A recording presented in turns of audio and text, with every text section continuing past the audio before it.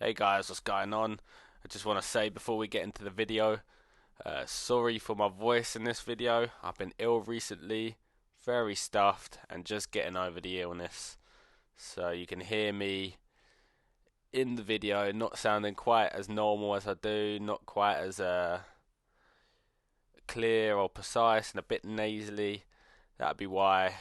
Still getting over it now. Hopefully it'll be gone in the next week or so, and the video and audio quality will be a lot better because of it. Right, thanks for watching. I hope you enjoyed the ongoing beginner's deck. Let's get to the video. Hey, what's going on, everyone? Um, I've been a late bloomer to Snap. I think I came to playing Snap a bit late. I definitely weren't playing it in beta, but world release I started playing. And ever since then, I was fascinated on what was the best beginner deck to get me climbing. And now I'm sort of at the level where I'm pull free. I'm getting places. I just wanted to make a beginner deck guide so you guys can use the same type of decks that I use to get to this location and build your deck.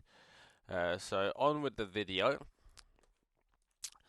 This deck is quite a simple one, as it's a beginner deck. You can see on screen now. Got a little pinned one up here in my live view. I called this main, and I've kept this deck ever since because it's a nice reminder of where we started. And basically, the premise of the deck is that we take the ongoing buffs that come with Spectrum, give your ongoing cards +2, and we cram in a load of overpowered ongoing cards with all unique and great abilities to try and help us get the edge in the beginning game. Now, this was one of two beginner decks that I used. I'll give you a video on the other one very soon. But as far as I could do it, I'll go through the deck and let you know why I built it like this. It's a pretty common deck, really. A lot of players have been using this ever since the release of Marvel Snap. I'm not going to be the first to say that I used it, but yeah. So we got Ant-Man. Ant-Man's a 1 cost, 1 power card. He's pretty damn strong because of his ability. Ongoing. If you have 3 other cards in the location, you get a +3. That is an instant win. An instant. That's an instant win and an instant bonus to have on the field. You've got a 1 cost card that's now worth 4 points. Um, just alone with its ability, that is amazingly broken. We got Nightcrawler. You can move this 1 card once. It gives so much diverse interactions with the other cards in the deck. Specifically, the next card, which is Angela.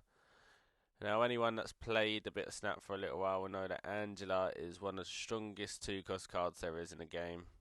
She's been nerfed a bit recently, but still very strong within the early pool 1 meta, pool 2. And in some decks, I've even still got her in my pool 3 decks. So she's a strong pick. Whenever you lay a card, play her first, play a card afterwards. She gets buffed by 2 for every card that's played in that location. Pretty simple, really. Armor. Now I put armor in here to give you a bit of a control element and help you out with sticky sort of locations that come up in the game. Um, During the game, you'll have 3 locations that pop up with all unique abilities, and some of them could be beneficial to your deck, and some of them can be detrimental. So I just bring armor to allow many different plays. If someone's playing a destroy deck, especially later on when you get to the higher pools, when someone plays something like Bucky Barnes and Nova, for say, don't need to worry about them as much right now. But someone plays Bucky Barnes or Nova, you can play armor that turn because you know he's going to play Carnage to destroy them too, and then Carnage won't be able to destroy it and get his buffs, and they basically committed 4 cards to a lane that are very low power, and you won that lane. You can also use it to protect your own cards. I know there's a lot of decks that take that sort of mechanic in mind. Next card we got Colossus can't be destroyed and it can't have its power reduced. That's a pretty strong card for most of the locations out there. Um, there's some locations that will destroy your card as soon as it's played. There's some locations that will be -3 power. This guy can be played at any of them and won't be affected at all, so that's pretty strong. I had ups and downs when I first started with Lizard because I didn't know how to play him tactically.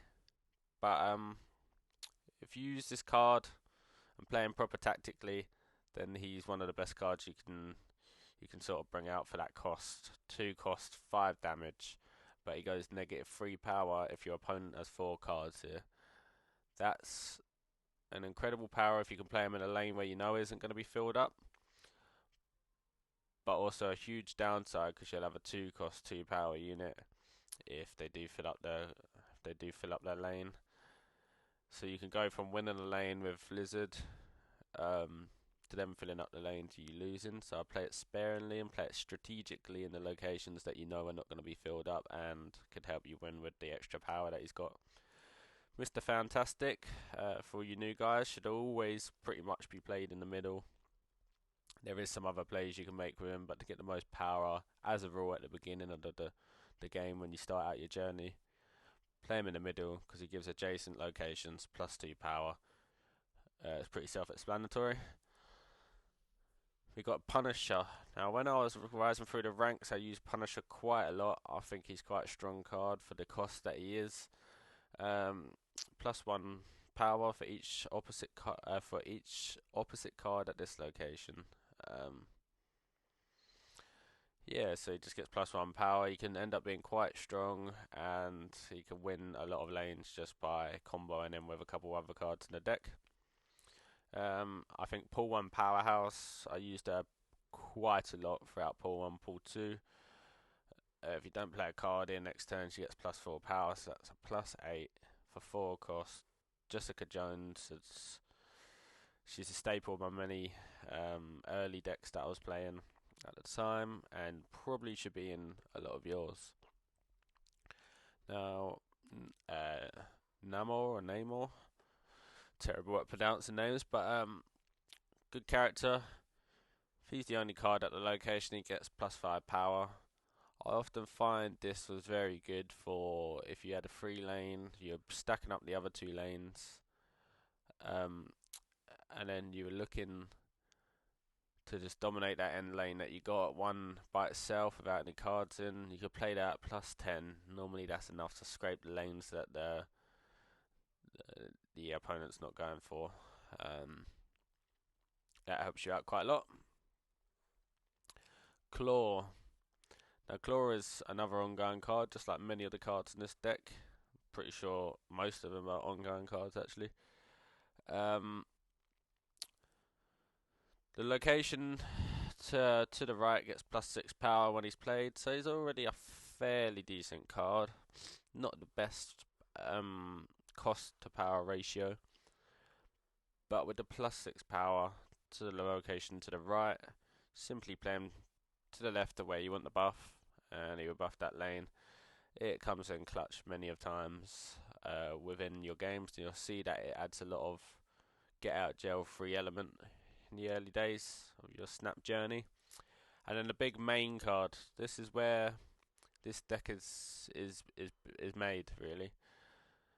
Spectrum has won me so many games throughout the early stages of my growth through the snap decks. Give your ongoing cards +2. Obviously, this is what we're building the whole deck for.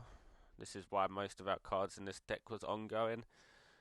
So a lot of the time with these cards, you'll be winning lanes, and well, you'll be winning a lane, maybe equal on the others.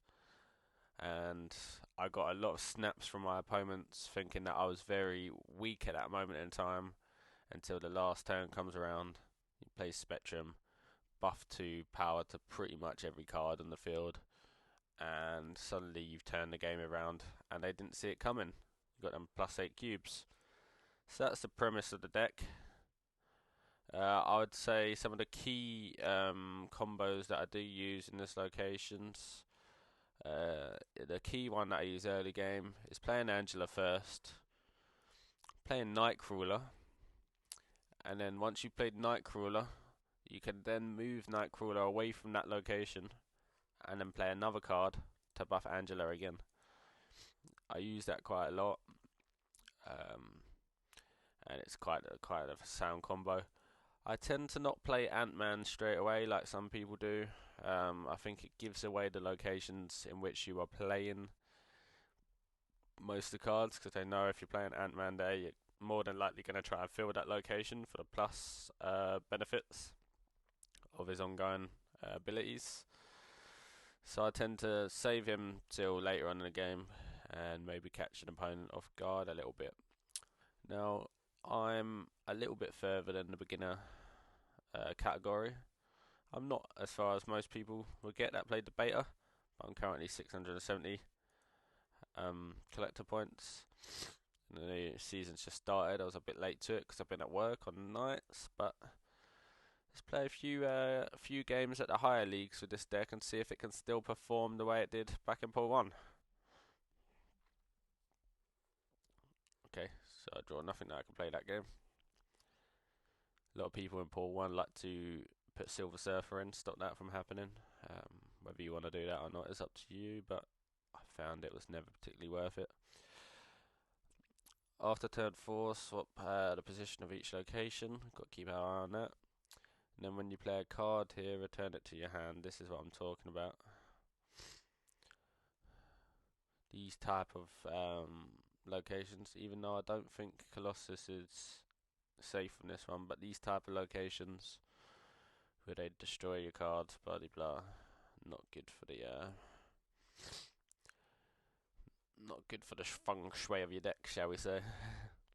So Colossus is a great fit for that.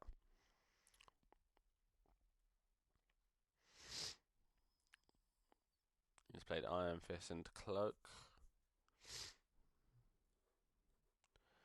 See, now, obviously I didn't mean to do this, I just played it because it was the only card that I had.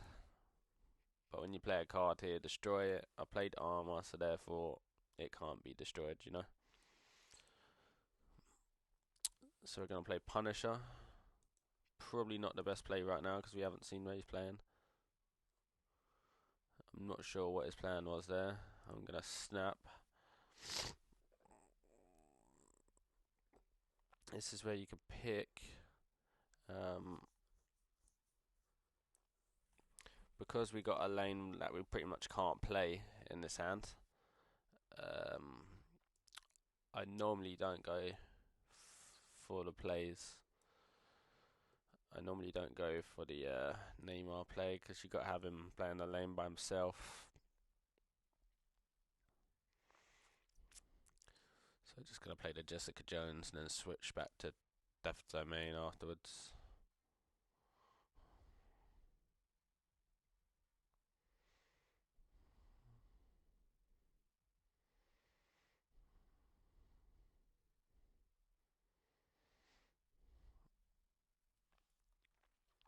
Okay.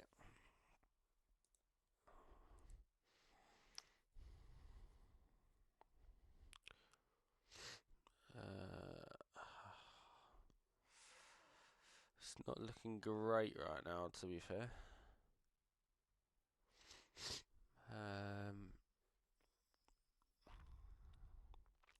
What I'm gonna have to do, I think, is play him there, play Nightcrawler. Then I think I can move the Nightcrawler to Death's Domain because it's technically not playing. But we'll see how it unfolds.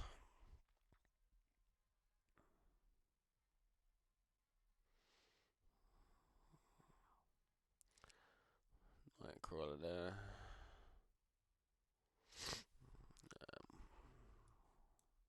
We'll move her out. And we'll play Spectrum. And he's retreated. Not the smoothest of games, not the way the deck normally turns out. But still, we got a retreat out of a fairly higher level opponent. Well, there we go. That's the beginner ongoing deck using Spectrum to buff the ongoing cards. That should be pretty good to take you forward for a little while, making sure that you're getting enough levels to climb, and making sure you're getting enough power in your deck to consistently beat them lower level decks. I've got one more beginner deck coming out, I believe in 2 days time, if you want to stay tuned. It's quite a popular deck that a lot of people use to climb the rank straight away, and as far as I know, until the later pools, there's not particularly a great way to combo it, really, to counter it, sorry. So if you want to see that deck, subscribe. Let me know how you thought I did with this deck. Anything you would change, anything you would add into the deck, any tips for people, as I didn't play in the beta. I like to think I'm getting semi-decent now, but as I didn't play in beta, I'm sure there's a lot of other players that have been playing for a long time that will have tips for people out there to help them start on their snap journey. Cheers for watching, guys. Subscribe. God bless you. Thank you.